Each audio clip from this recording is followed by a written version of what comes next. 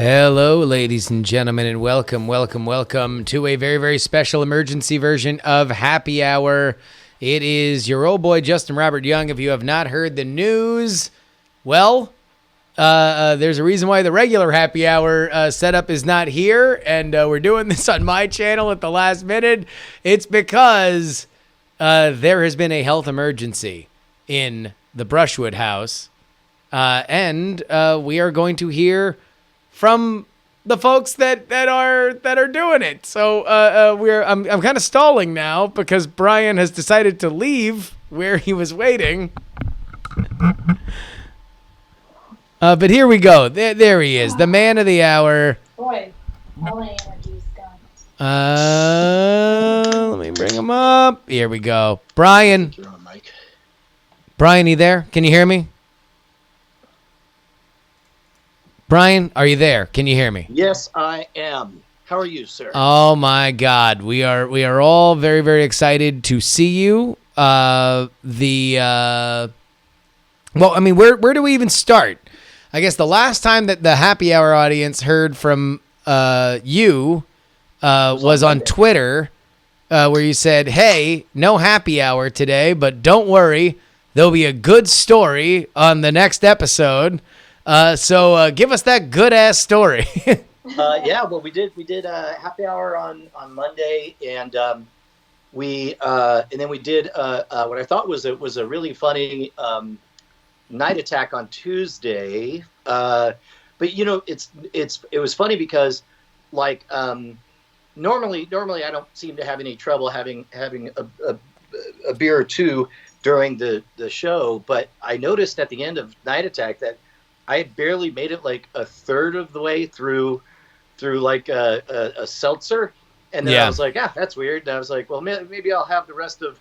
And I took couple more sips, and I'm like, nah. And then and so I left it, and then came home, got home just after midnight, and went straight to bed, straight to sleep. Woke up around 4:00 a.m. like just really hungry. So I went downstairs, got a thing of soup. I got about halfway through the soup, and then I just ran and vomited it up, and then kept on puking. And then at 5 a.m, I snuck in, and I and I looked around, and then finally I had to wake Bonnie up and say like, "Sweetie, where's the thermometer?" And so. Of course, once Bonnie heard that, she's like, all right, well, I'm not falling back asleep. And then, so basically spent Wednesday morning puking and shitting up a storm. But I had no fever, and I would say it felt like a minor case of food poisoning.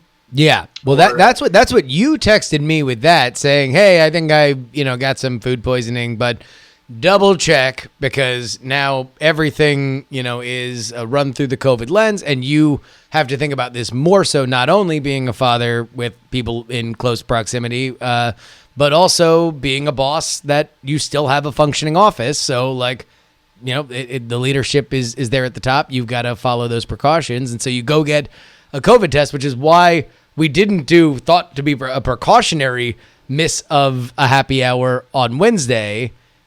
Did you have any expectation of what that was going to come back with? Well, yeah, I expected it to come back negative, but it was just one of those, like, I can't go in after having any kind of illness and then just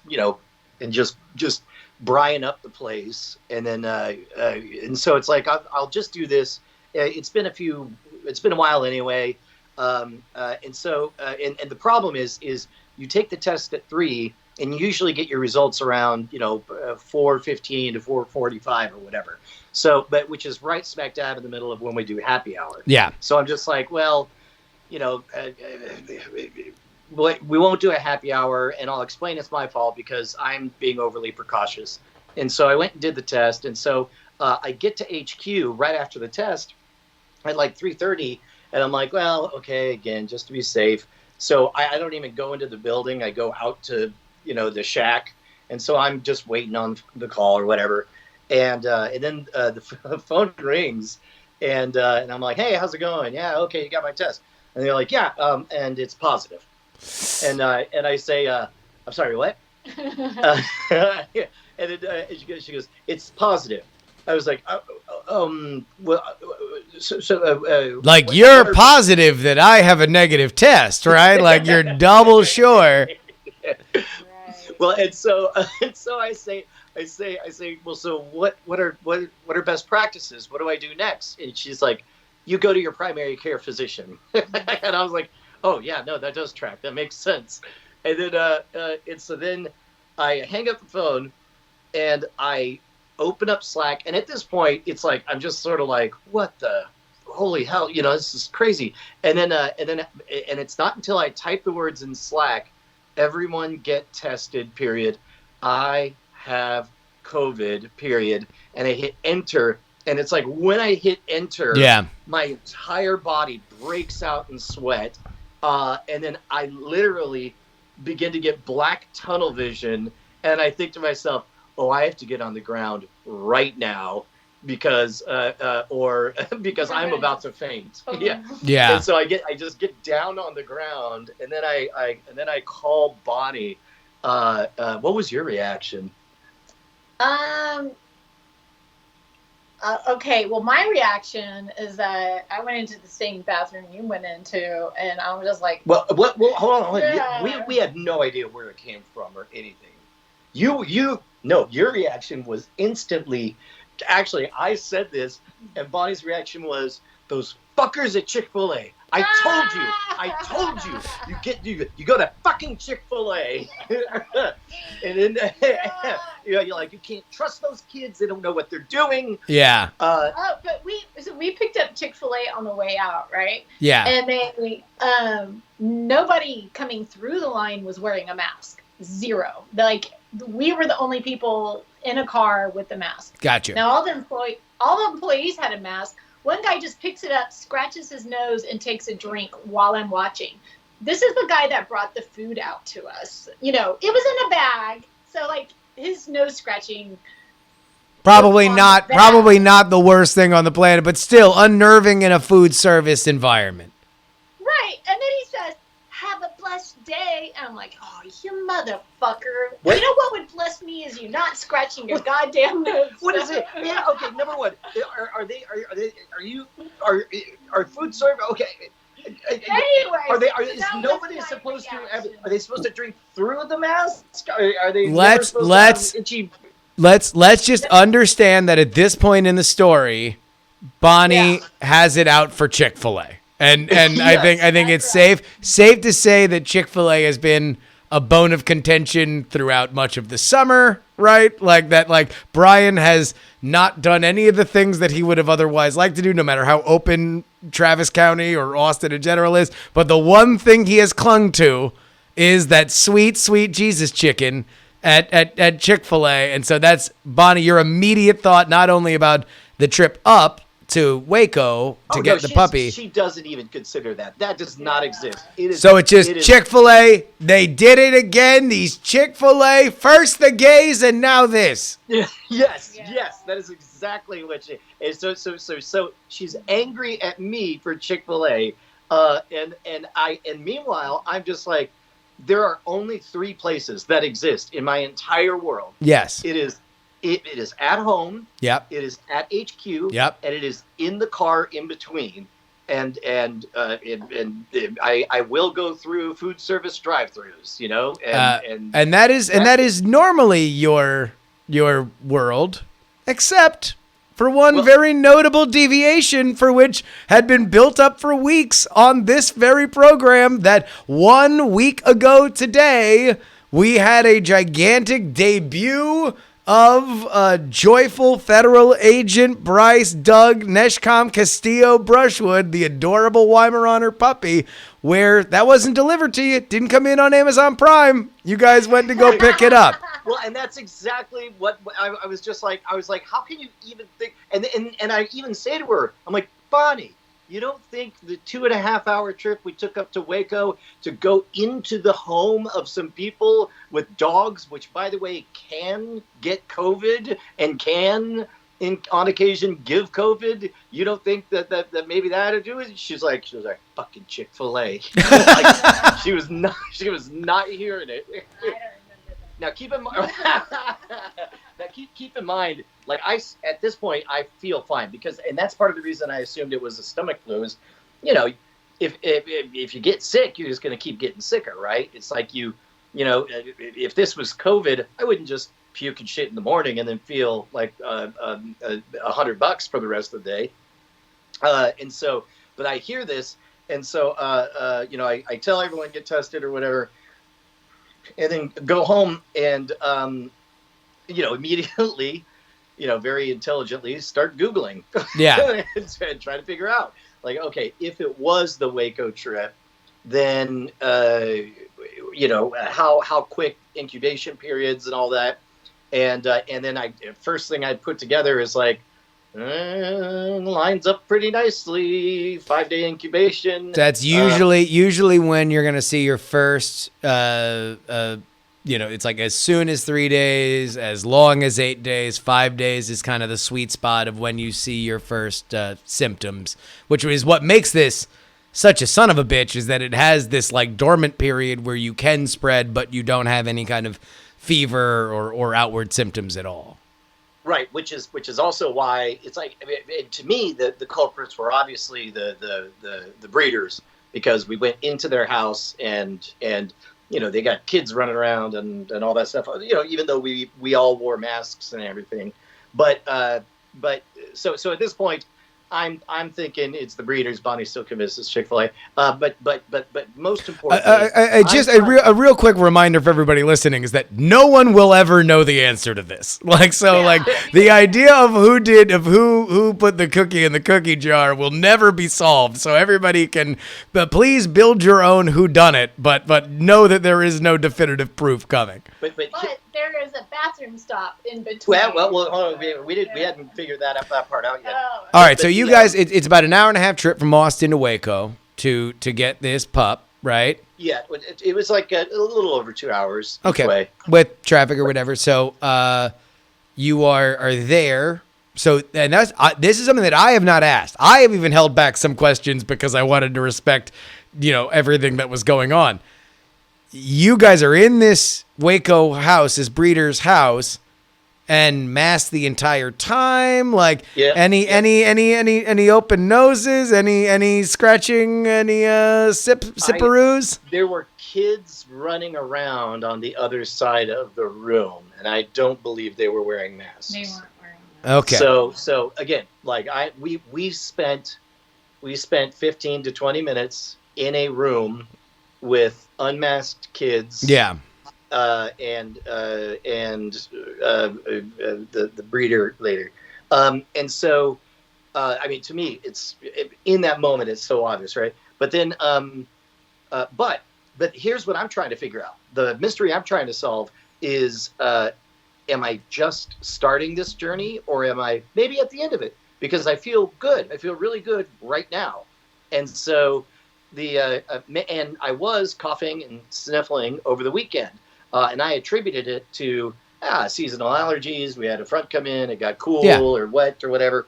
But I'm like, what if that was, you know, the I was in it, and now that I feel good, it's over. And it's like, well, that could be, and then maybe it is Chick-fil-A. I don't know. And then, but then we, along with that, you get to Googling, or as you think you're doing, informing yourself. And finding out, you know, all the possibilities, and, you know, you look at mortality rates, you look at all the information, the symptoms, and all that stuff. And meanwhile, I am chatting up a storm with everyone. Just I'm telling you, I'm telling Matt Donnelly, I'm telling my magician friends. No, you went down the phone tree. Like there's other friends, like you were chatting it up with everybody, which I can only imagine at a certain point. It's like, well, you want to know what? I might as well seed all these conversations now if I'm not allowed to talk to anybody in person for the next 2 weeks. So I'm just going to set all the little fires I can so everybody's hitting me back over these next 14 days. Well, you know what it's like. It's like you figure out that you could do something gross with your lunch foods, and at lunch you want to be the first one to do this prank to everyone to freak them out, like go like, oh hey look, and Yeah. everyone's like, oh wow, and because it's a genuine, horrifying surprise thing to hear, and so the last, finally I'm like, okay, you know what, I'm gonna go to bed. I'm tired. I got up at 4 to start puking. It's 9 o'clock now. I'm just gonna go to bed early. Phone rings. It's Andrew Main, and we chat a little bit.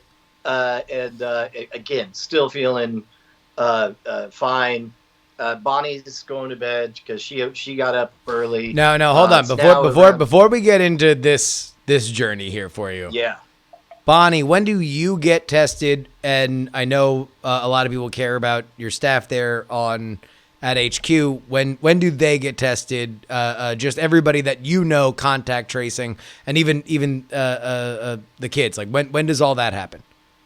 There's chronologically, we'll get to all of that, because at this point of the story, I've told everybody get tested immediately. Right? So you've told them, go get tested. Bonnie, you have not gotten tested yet, because I assume there needs to be another day for because they testing do it to be at available. 3 o'clock each day.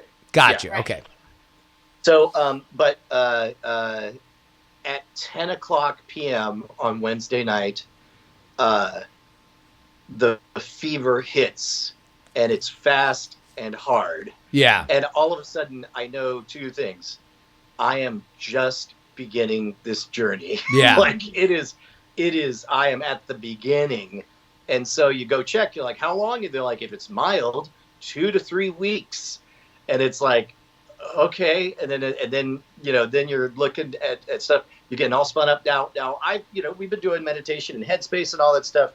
So there's two competing voices that are beginning to scream. One hysterical, but the other is this very calming voice where it's like like the American cases, and this is skewed, and you can know that logically, but it doesn't keep your lizard brain from running away with the fact of like 2.9 million or however many infected, 200,000 dead. 1 in 10 chance I'm gonna die, and then it's like you look and it's like for 45-year-olds, the 10% chance you're gonna die, and then the other voice would kick in and say like, hey buddy, come on, we're not gonna focus on those numbers, we're gonna focus on the 3 million recovered.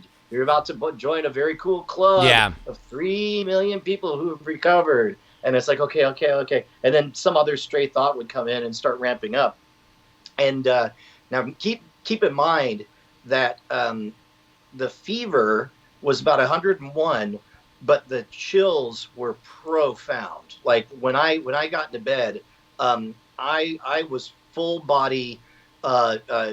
Shivering isn't quite a good enough word, because it's just shaking. Like kind of like pictured my legs. Like shivering would just be kind of like a tremble. This was like full on like. Oh no! That was the worst that I've ever been.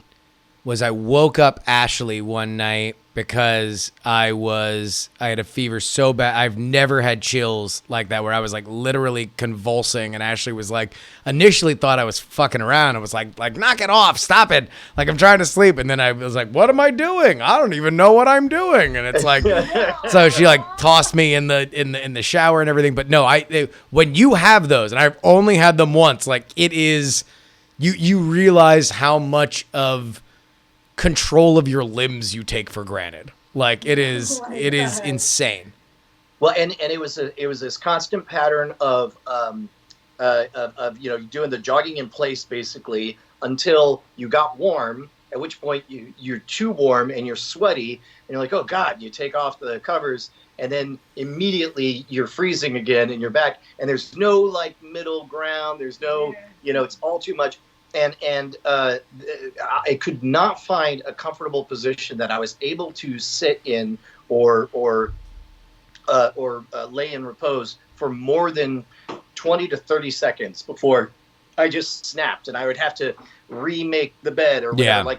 at least I felt somewhat normal. This is going to sound like an exaggeration, and this is going to sound like I'm emphasizing for effect. I legitimately think that I went to the bathroom and tried to pee 40 to 50 times that night because I just didn't know what to do. I knew that I feel that. I knew that was the one moment I felt normal was when I was moving from point A to point B. Yeah. And then so again, the two warring voices, because here's what was happening is there was the physiological effects of the onslaught of this thing, but the psychological effects, I was having a profound anxiety attack, but I also felt trapped because everyone is asleep. I'm not going to wake someone up. I don't need hand holding and for them to. Okay, because the problem is when you're having an anxiety attack and you talk to anyone, they try to help you by explaining why what you're saying makes no sense. Exactly. And it's like I already know this. It's not helping. And I certainly don't want to wake Bonnie up from her peaceful slumber to have her do the same thing or whatever. And so instead, I'm just like it's like, hey, let's try a meditation, and then we go a meditation, and it's over. I was like, okay, let's try a sleep cast. We're like, okay, whatever. And then finally, we're now around like 1 a.m, and I'm still spun up, and the symptoms are just as awful, and the anxiety is just as awful. And even when I lay down and I'm comfortable, there is a certain state of mind that not suspect, but for a fact that you're nowhere near sleep, and sleep is nowhere. It's just not even on the menu, right? Yeah.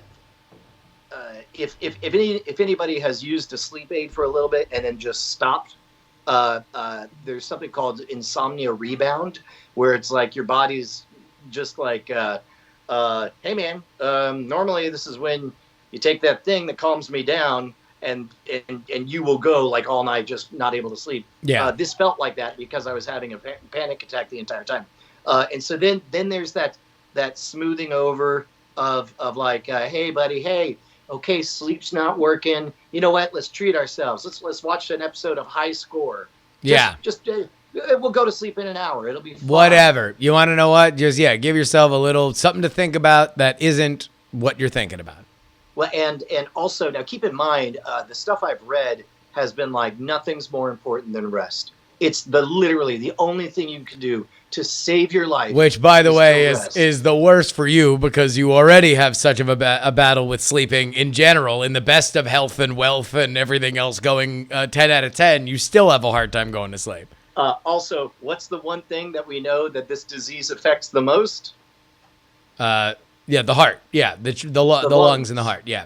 What's the one thing you're supposed to focus on when you do a meditation? Breathing.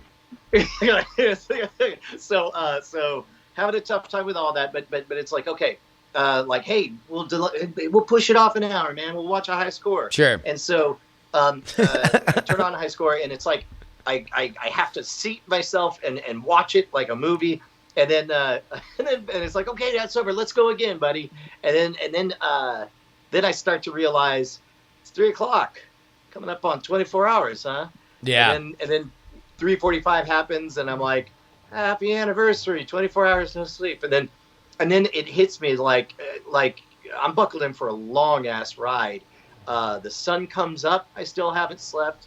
I'm convinced beyond a shadow of a doubt that I am literally killing myself by not sleeping because I'm not resting, which is the one thing that could save my life. And then around 6:45, I write a letter to my doctor that just explains everything. The subtext being Xanax. Yeah, please. yeah. Please give me Xanax, which is basically where. So now, from my perspective, I just know. All right, here's my job. As we talk after you get the diagnosis and everything, I'm like, look, if there's anything that I can do from the professional side, I know that Brian is going to feel an obligation not only to the Night Attack audience, but the Modern Rogue audience, and there's a portion of that I can help. So I'm like, all right, job number one, just make sure that Brian knows anything we can spin the wheels with or without. You can dial up or down your own involvement. We are here for you. We can pause. We can play. Whatever we want to do. The second thing is just keep in touch. And so I hit you up. I'm just like, all right, when I wake up in the morning, if I haven't talked to Brian in like 12 hours, just hit up Brian with like, hey, what's going on? So I do that. And not only do I get a fucking novella of literally what you just like you just heard the audiobook version of what I get via text message back, because with the abridged audiobook, because I didn't even go into the PayPal situation. No, and then it's because the anxiety is just like firing like flame cannons out of Brian's head. It's every grievance and every professional issue like that's happened in the past 10 years is just like spilling out of his skull. And so I'm getting all that, and then I get on the phone with you, and you're like, oh, hey man, and I can tell that you're just fucking rattled, right? Like you are just on one, and you're like, oh, got an email. Looks like I'm getting the Xanax. I'm like, all right.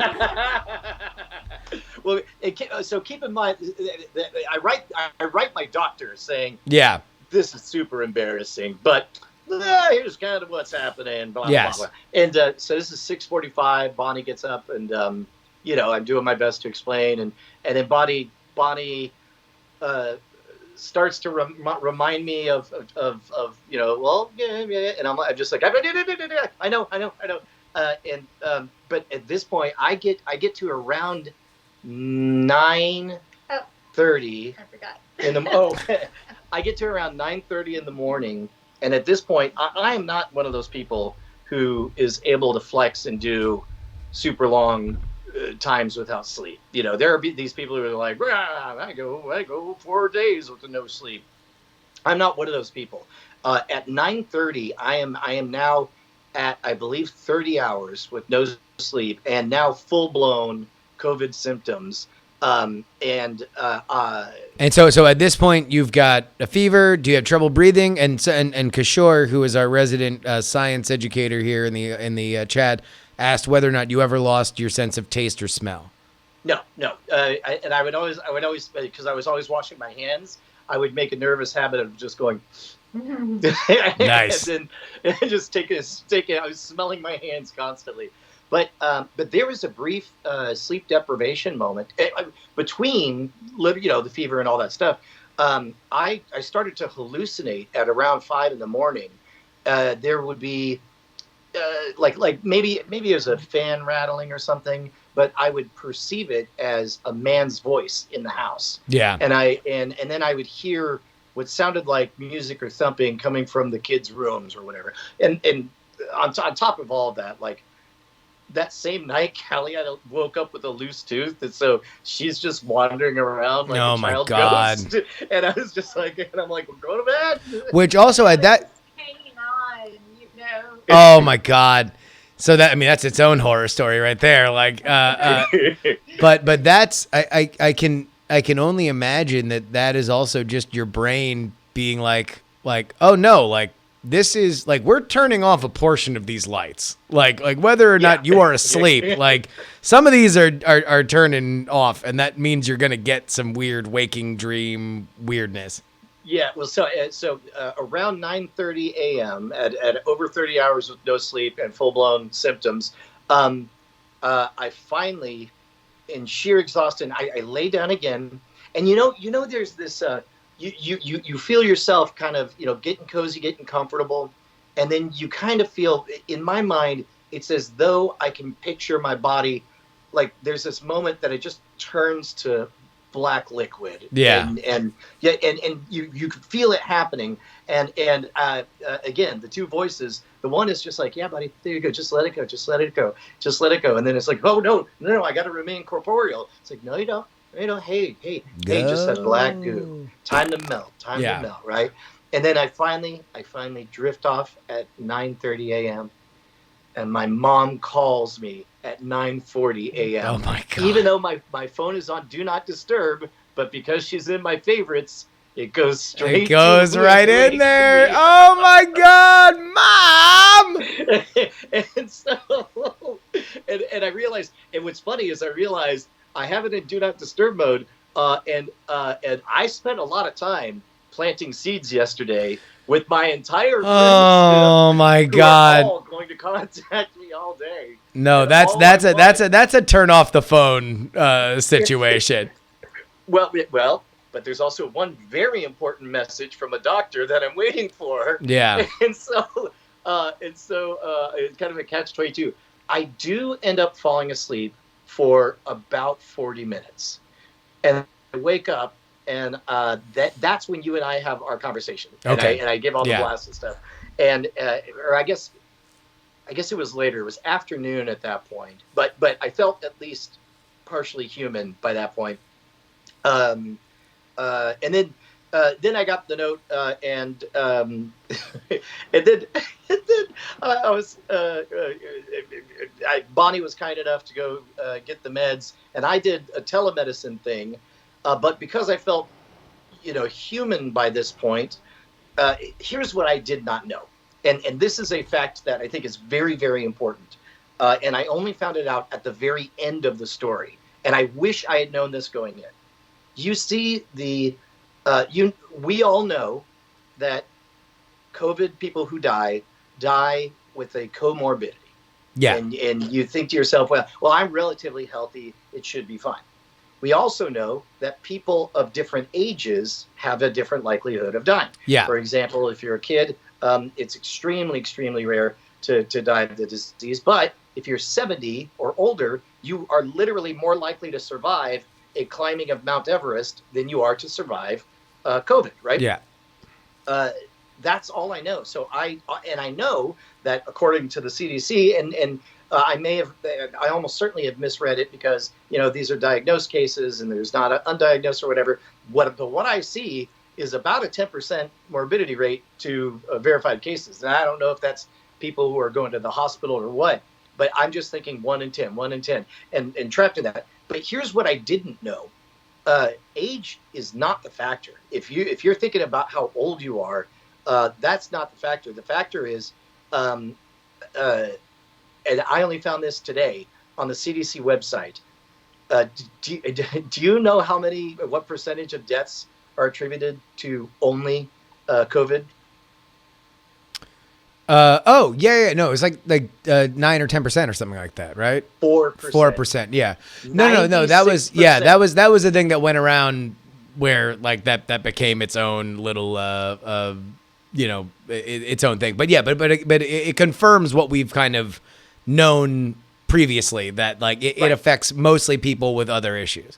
If I had known that, because I knew I didn't have any comorbidities, or at least not any of the big ones, or there might be a hidden one or whatever. But if I had known that, I think I would have.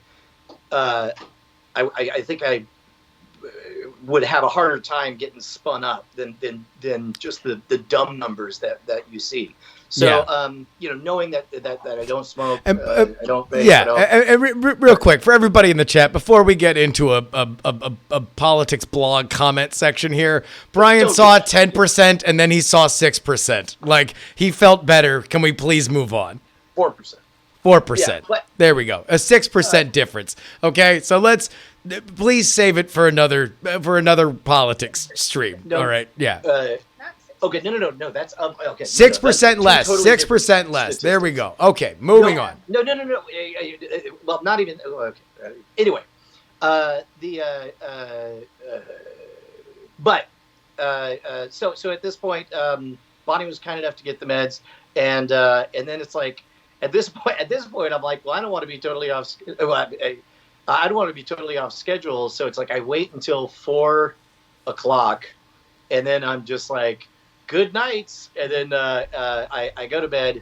But he goes, thanks, good night. Like he was signing off of a show or something. He was like, thank you, good night.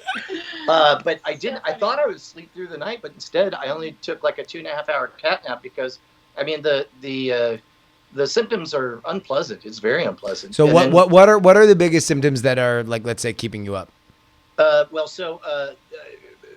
fever and chills, the inability to hit the right temperature. At some point in the middle of the night, last night, I figured out that the vent was blowing right on me. So any exposed body part was immediately, getting Freezing. Yeah. super chilled. Yeah. So I guess, okay.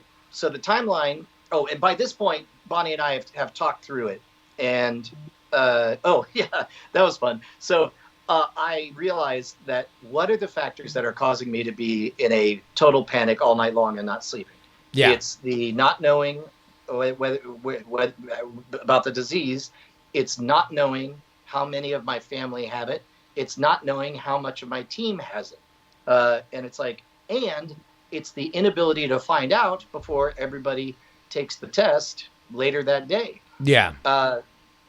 And then during the day, and I'm like, but at least at 5 o'clock, we'll know who has it and who doesn't. The team has all been told to go get the test. And David Rowan, ever the game theorist, points out that there's a very high chance it'll be inaccurate and we'll get a false negative. So I think we should all wait until Monday to get the test. And so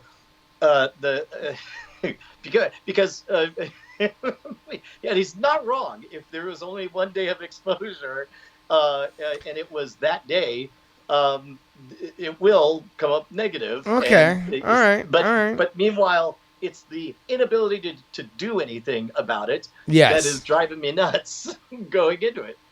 And so and so I'm not thrilled that it's going to be till Monday that I hear I'm going to hear anything. And meanwhile, Bonnie. Oh, and then Bonnie. I asked Bonnie, like, you taking the kids? You're going to go do the thing? And like, at least the family I'll know. And Bonnie says, "Oh, the pediatricians all say with the kids you should wait until they show any symptoms." No, that's not what. Oh, really? That's not what they said. They said they wouldn't do the test without a face-to-face with the kid on the. Gotcha. Oh, telemed. on the Telemed. television. Okay. So, and the earliest telemed was the next day. Gotcha. So they said, we could, and then, which we did this morning. So for me, I went and got tested immediately because I could go without that telemed, right? Yeah.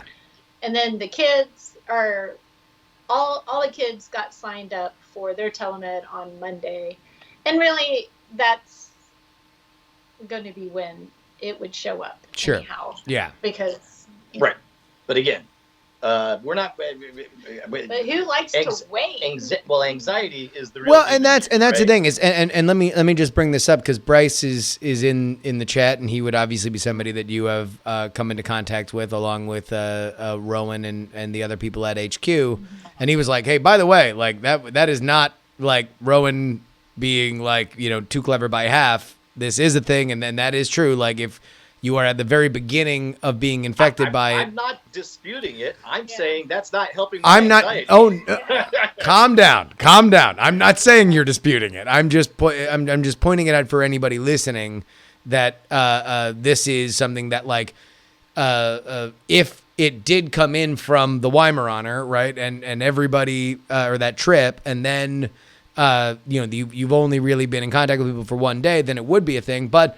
That's the crazy thing about this disease is you have no idea. You have no idea whether or not you're on the 5-day moment where it blooms, or if you're on the outer edge of it, which can be up to like 10 or 12 days where you get any kind of symptom. Maybe this is the worst and you did get it a while ago. It was one of those filthy Chick-fil-A heathens that gave it to you. You have no idea. And that's really... just to paint a picture for everybody, I don't think that you are unjustified being in your head about all this, because that's part of the problem. Is not only is there just so much focus on this, but also like it's all in your head, and you are responsible for so many other people. Oh, I will say beyond a shadow of a doubt, the fear was worse than the disease. Like I think, and it the problem is in this stupid politicized environment, you can't calm people down about it. You can only stoke all the flames, and I would say that was far and away the most painful part about everything. The so what happened? I guess at this point we're and at some point we do some sleuthing. We figure out that it's almost certainly there was one gas station, a Peace Stop, that was overcrowded, that people were not social distancing, and yes, like half of everybody was not wearing masks. And of course, masks don't keep stuff from coming in. They keep they keep you, if you have it, from coming out. Yeah. So we figure out that that probably was it. So Bonnie reaches out and asks, "Hey, breeder, you don't happen to have I don't know, I didn't say COVID, that. do you?" I was much more politic. I said. By that point, you had figured out that it was probably we picked it up on the way. Yeah, I felt like I said, "Hey, I'm almost certain we got this at the one stop we made on the way, and we were wearing our masks and used hand sanitizer on the way in and out. So now, Bonnie, though, I think you're fine. Are you like leaving some pregnant pauses? Like, hey, just so you know, we think we got it on the way up. Like just to hear whether or not they're like, man, I don't know. I've actually had a little bit of a cough lately. Maybe I should go get tested. Like, are you leaving just a little? I don't know. The one response I got from her is, we're not worried about it. I'm sure everything's fine, and I'm glad that she's being great for you. I'm like, why aren't you worried about it? I'm just I dare not cast aspersions. I don't know these breeders. That's a lovely dog, joyful federal agent Bryce Doug Neshcom Castillo Brushwood is an amazing specimen, and so they've done a good job. I'm just going to go ahead and mark myself down as not pleased with that answer. I did find it a little like. Well, so now we're at the point. This would be yesterday. And so now here's the big question. If it is Chick-fil-A, if it was latent. I don't think it was. It couldn't have been because of me. Well, then this is a clue. Because number one, if Bonnie doesn't have it, then that means I might have gotten it from someone at HQ. Or Chick-fil-A. Yeah. But so in a weird way, I'm trying to figure out well, maybe Bonnie got it from me and I already had it or something. But so you're running all the possible strings of bop bop bop. Right. Yeah. But Bonnie is like she's like, well, I don't know, I feel kind of queasy, and I was like, in order, this is how it happened for me. Let me know how it goes for you. And but you tested positive yesterday, which means two things. The timelines line up now perfectly. It's like Bonnie and I both went into that gas station, both went to that bathroom. He was a little bit. I mean, he started hard the day before. Yeah, and then me the next day, I woke up going, so this is how it is. So this is it. Yeah. So you had similar symptoms? Yeah, I was like queasy, and then I kind of had to go to the bathroom a couple too many times. Yeah. You know what I mean? And then, but I had seen his trajectory, or whatever. Yes, exactly. Yeah. So I just had a little bit of toast and not like. Oh, so you were. I was ready. I was just like, no butter, no nothing. I just had a little toast. I was like, no, this ain't happening. You so didn't. Like my whole. Okay, all right. My whole next 24 hours was different. I do have to confess. Remember when this began with me having some soup at 4 a.m.? Mm-hmm. That soup was definitely. Dental soup, it was beef. A bottle of soy sauce. It was beef stew straight from the can with a bag of Cheetos poured into it. Oh my good God, Brian! Jesus Christ! Jesus Christ! I'm sorry. I'm sorry. I'm starting to have symptoms again. Someone look that up. If eating that shit'll test you positive for the vid. Oh my god. So He's like a trash panda when he gets to the pantry, man. No, yeah, that's who knows. Like it just you just know that it's gonna be like probably cold and like involve a lot of soy sauce. That's like the only like hard lines in the sand. With Brian rummaging. So nasty. that is accurate. But so it was almost it was what? Those Cheetos? Did you put your grubby hands in them? No, I would. I don't. I do individual packets. Do you know? Callie puts her grubby hands in. What am I, gross? Come on. Well, you ate the cold beef stew. I love that from quarantine you're like casting side eye. What am I, gross? So okay, Oh, so it was actually a relief that for me to for you to be positive. But the main thing is I was worried about psychologically because Bonnie. I don't know if we talked about this. Bonnie was mad. Oh, that was the other thing. Before she blamed Chick-fil-A, her first response was, "Those motherfuckers." And I was like, and before she said those motherfuckers Chick-fil-A, it was those motherfuckers who aren't wearing masks. And she's like, I've been so, not keeping social distance and all that stuff. She's like, I've embarrassed myself so many times telling people to step away and put on masks and all that stuff. And then we have to, and we're paying the same fucking bill they are. And it's like we've been eating goddamn salads and they've been eating porterhouse steaks. Yeah. We're both paying the same fucking bar tab. Yeah. So it was actually a relief that Bonnie had it because that meant that we could safely conclude that almost certainly it has to have been the Waco. It was the Waco trip. Yeah. Right, which means it sort of adjusts when we were maybe contagious, and hopefully the impact will be minimal on the HQ folk and stuff. So, but by the way, real quick question for this point in the timeline. Kishore in our chat asked if you had at this point or have yet been contacted by contact tracers. No. But I'd be happy to cooperate with them. I bet I could look at phone records and figure out what gas station it was. We can find out because I paid for it with the credit card. Ooh, yeah, that's great. So that attendant, I would love to so help. Dead-eyed. He was. he was probably battling COVID. I think he was because I just came in there. I paid. He didn't do. He just was like. And then I was like, okay, it's a ghost station. And then I left, and then now I'm just like, damn it. Man, that's. I mean, the one thing though, when we were talking about it yesterday, that I was like, oh, it's actually like not the worst thing if it was the gas station, because and this is something that we are learning. There is no hard evidence on this, just trends that everybody is kind of following. That there is questions on exactly why this thing varies so greatly. Why it goes from like some people can be asymptomatic the entire time, never even know that they have it, and some people get crushed by it for months. There's lingering like COVID lung.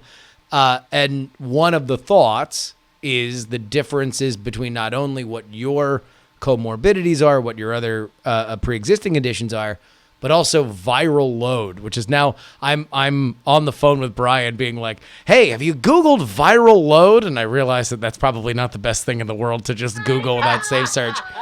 But Brian busted out into my room. He was like, there's this thing called viral load. It did, well, because I was really glad you told me about that, because I was suspicious as I started to feel better, because I started to feel better enough that also I did not want to announce on Twitter that I had COVID and have that be the way that anyone I possibly could have infected would find out. Mm-hmm. So that's why, I said, team, go get tested, family, go get tested. So wait, real quick, just so I can explain for people who are not aware of this, viral load is basically the idea that so healthcare workers have gotten it really, really bad because they are with people that they know have COVID, and they, even as much as they can PPE, there's going to be enough that gets into there. So it's like the difference between if you're sitting at a in a dinner party setting without good AC, and there's somebody with COVID that is just talking very loudly into your face, and you don't have a mask, then that viral load, the amount of droplets that would get into your face, would be less than, let's say, an interaction at a gas station where you were just handing over money and then walking away. That might be enough to get it for you, but that's it. If I may, a metaphor. Picture you have a fort and you have to shout "mobilize" to your troops. Now, picture two scenarios. In one scenario, there are 35 Spartans coming at you, and you say, "Troops, mobilize!" And then you spend 3 days getting all of your systems ready with a Spartan hunting machine. Now, picture there are 30,000 Spartans all showing. I love the way that you decided to simplify this process was to invent a Spartan hunting machine. Well, that's what I'm wondering. Am I making a mistake by sitting here with you? No, you already mobilized. You had 35 Spartans. You already have many Spartan hunting machines within you, Bonnie. Follow this. I thought I made this very simple. But so I don't know. No, I mean, you have this. But now I'm getting more. Like maybe I'll get overwhelmed. No, you've already perfected the Spartan killing device. In fact, you have so many Spartan killing machines that for 90 days the CDC says go visit the Spartans. They can't do it. Go swim. Go crowd surf on them, and you get 90 days of Spartan. In fact, here's your Spartan ID card. They think you're one of them now. Oh, I'm not well yet. Well, okay, but when you come out. But okay, not my best metaphor, but you get the point. But no. I think every longtime listener of Night Attack is thrilled that you are healthy enough to be making bullshit metaphors like that. we are all very heartened to hear that Brian is well enough to be rambling off unwieldy metaphors. Well, I was glad you told me about the viral load thing because I was very suspicious because the CDC website says if you have a mild case, you could get well in 2 to 3 weeks. And here I was, symptoms started late Monday night with diarrhea. I had diarrhea for a couple of days, and then the vomiting started on Wednesday. Then the fever and chills started Wednesday night. And now, when we talked, this was last night on Thursday, late in the evening, I noticed that my temperature was only 99.3 or 95 or so, or not 95, 99.5. And I'm like, is my fever already breaking? And like by the time I went to bed, it was showing like only 99, and I was highly suspicious. I was like, this is where they trick you. Then I have a heart attack or something. But you explaining the possibility of it being a viral load thing, that it's possible to have a very light case of it. Yeah. Because I was like, well, we'll see how I feel in the morning. Slept like a baby all night, and then woke up, and I took my temperature. I kid you not, 3 times in a row because I didn't believe it, and it was normal. And it's like the fever's broken, and since then, my GI tract stuff is improving. And even the fatigue is starting to go away. Like I've never, I have heard anecdotally stories like mine, but I cannot find on anywhere Google or in an article. Well, yeah, and like the idea of a 1 week COVID experience. And let's everybody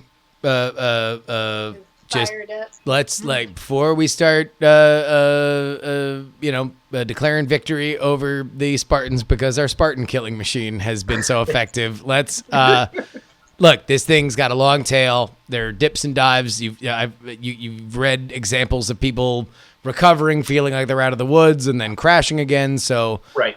There's a long way to go, and I can't. Oh no, we still have like several. At least 10 days as well. Well, yeah, 10 days from the start, and the last 3 days before you can go to work, you have to have 72 hours of completely being symptom free. So we'll be here for a while, and we'll be even keeping distant from the kids and all that stuff.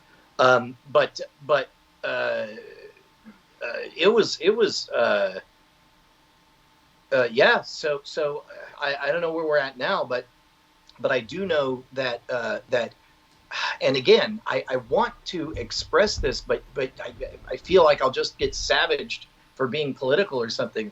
The fear was so much worse than the disease. And again, I got the mildest case I could possibly imagine. As of now, you have very early on into this process. It seems like things are going about as well as they possibly could be. You're going to keep an eye out, but I will say this, based on what you are explaining as your symptoms, there's not a lot of those except for, the shitting and the puking that I don't also know as extreme things that happen when you are having a crippling anxiety attack, like up to and including the shivers and the shakes and exacerbating a fever and stuff like that. So it's like, I do think when you were laying out for me that horrifying night of not being able to get to sleep and walking up and trying to pee 40 times and going through everything, like, this is something that, and I said this on my stream today, please just be good to each other. Like, this is like,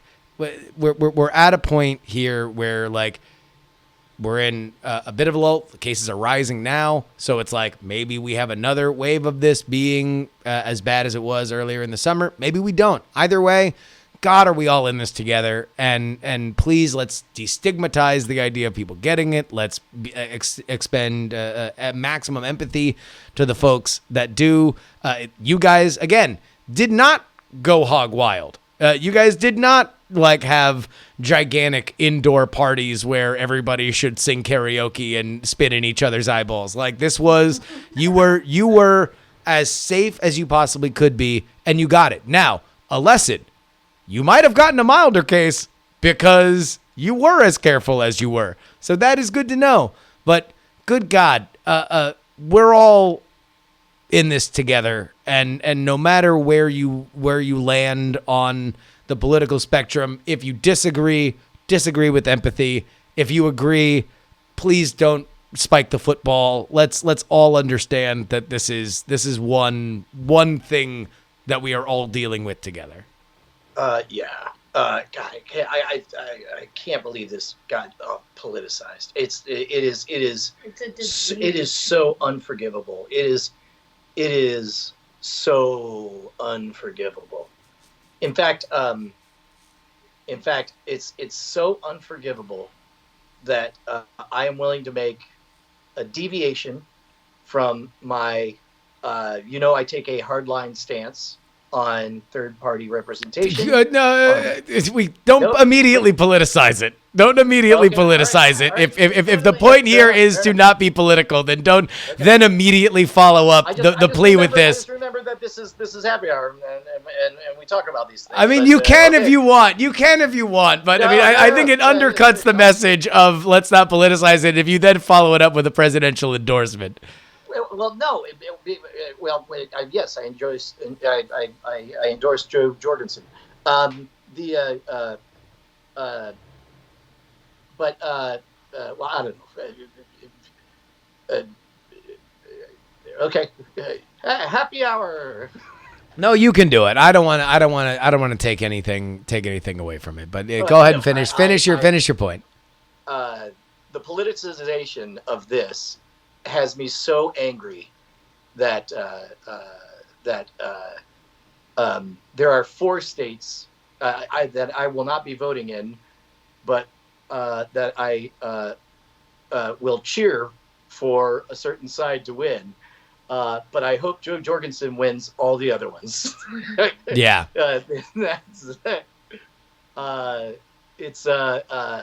Yeah. Well, Bonnie, has your fever broken? Are you on a similar track, or are you still dealing with it? I haven't had a fever. I only have like a tiny bit of chills. I had some of the tummy stuff. Yeah. And then I was like, yeah, I probably got it because I lost my appetite completely. Oh, so, yeah, dude. I couldn't. The nausea was profound. I was like, I need toast, and you brought toast. I'm like, Gross. I know. So like I didn't like, just all the stuff. I was like, that's okay. So I went like 24 hours, not really eating. And then, but now I kind of just made myself eat and everything's fine. So, I don't know, but I am tired. So like if I go outside and I walk around with the puppy, then I come back in and I'm like, okay, I'm done. I'm sitting. Yeah. So that's about it. So you're still dealing with the fatigue. Yeah, so we got the fatigue. I don't know what that means. Like that in itself worries me. I'm like, oh well, am I just having it too easy now? And Brian's just like, would you stop? Yes, you have a Spartan killing machine. You have a whole army of them. Spartan killing machine. Now I have been taking my vitamins. I've been drinking my elderberry juice. Yeah, no, vitamin D. Everybody in the chat has been yelling vitamin D. Hopefully you guys are all on. Yeah, all on your vitamin D. All right. Well. Also, moms are not allowed to get sick. So, like, I'm, it's just the way it is. Like, we function. All right. Well, there we go. Guys, any final words? I know everybody is very, very thrilled that you guys felt well enough to come on and do Night Attack.